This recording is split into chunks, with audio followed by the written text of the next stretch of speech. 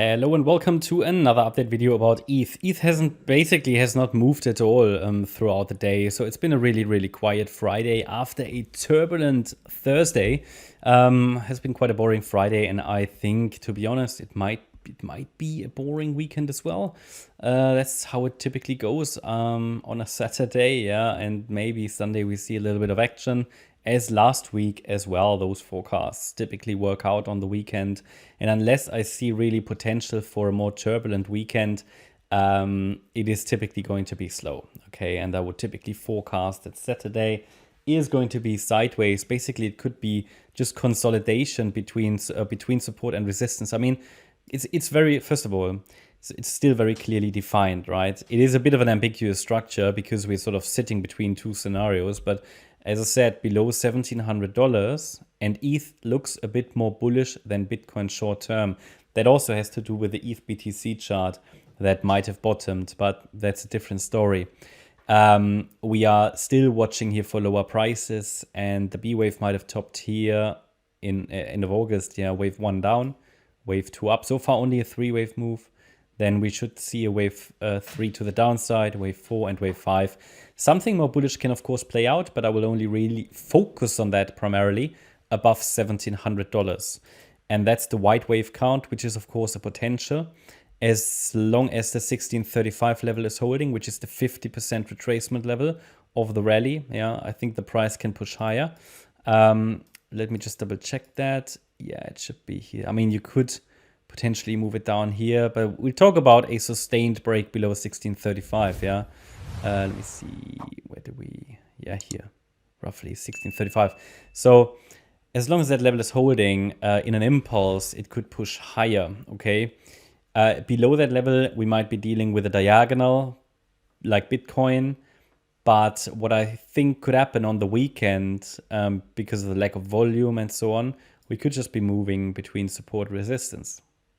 Let's see if that forecast works out, and then potentially continuation higher next week if 1700 breaks, okay?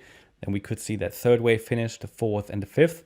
If we get 5 waves up into the 1900 range, then this is going to be interesting. Then I would first assume it's a high B wave. Definitely to be cautious and aware of a potential upcoming drop in 5 waves below the 12th of September or 11th of September low. Could then send us down. So it's just simply a delay of the sell-off. Or if we see, and we will be able to pick that up based on the structure probably, and I would probably add that support area anyway to the chart. If we see a move down in 3 waves, yeah, then we have a higher low. And this would be the setup that could carry us to $3,000. This would be a decent long trade setup. There is not much more to add, I think, about ETH at the moment. It hasn't moved. Yeah, it's in a sideways range. I think weekend we might see consolidation between support and resistance. The yellow wave count is fairly clear, but the price needs to turn down as long as it's still below 1700. Yeah, this is the pivot point between the white wave count and the yellow one that could send us down in the coming weeks to $12 to $1,300. So it's a very important level here. Basically, the problem at the moment is the yellow wave count obviously getting a little bit less likely because we're getting so close to the pivot point. The white wave count not yet primary, so we're in a very neutral space. And similar to the Bitcoin video, I can explain to you that obviously above 1700, yeah, if it's only sort of consolidating above 1700, but below the end of August high, yeah, then we're basically in very neutral space because the yellow wave count will really only be invalidated above the end of August high. So it's still valid above 1700. It's just becoming far less likely. So it's basically 50-50 here. So there will be this space where it's basically a space of not knowing, okay? And then we will get some clarity above that end of August high.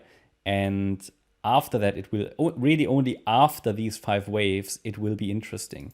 Because then we have a realistic chance really to get to new all-time highs from there after a pullback, which will provide a low-risk, high-reward entry point. So yeah, that's my update about ETH. I hope you liked the update. If you did, please hit the like button, leave a comment and subscribe. And if you really like the content, then please check out the channel membership. Also, make sure you follow us on Instagram and Twitter. There's additional content every single day. And also, if you're interested in the membership, every Sunday we do a live stream. On Sunday, we talk about the Bitcoin and the DXY, the Bitcoin price and the DXY, how they sort of are correlated, and how we can maybe get clues about the Bitcoin wave count from the DXY. I'm not a fan of correlations, but there are some things we can look at. Always trying to have an educational topic. Also, as a member, you get access to Discord and Telegram chat groups, educational content, and as a gold member, additional short-term market updates. That's my ETH update. So thanks a lot. Have a great weekend. Bye-bye.